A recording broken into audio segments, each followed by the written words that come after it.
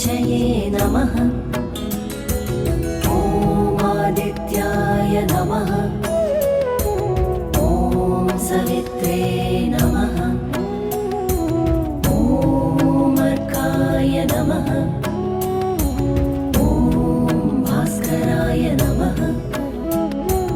ॐ मित्राय नमः। ॐ रवये